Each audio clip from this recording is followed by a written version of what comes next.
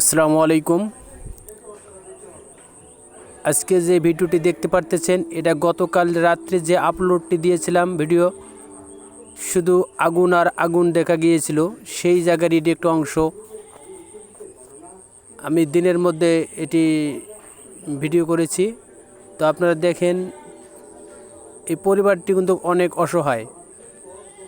এরা দিন আনে দিনে খায়। এরা যে একটা যে ঘর নিজের টাকা দিয়ে তৈরি করবে এমন কোনো সমর্থন তাদের নাই। তাদের বাড়ির মধ্যে ছিল 3টি ঘর, 2টি ঘরেই পুড়ে ছাই।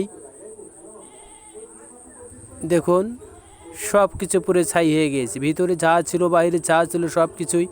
তবে অল্পের জন্য বেঁচে গিয়েছিল তার সন্তান এবং তার বউ, তার মা। তবে আমি সবারই উদ্দেশ্যে একটি কথা বলতে চাই, আপনারা সবসময় সচেতন থাকবেন। এরকম ঘটনা যেন আমাদের না ঘটে, সে দিকে আমরা সচেতন থাকব।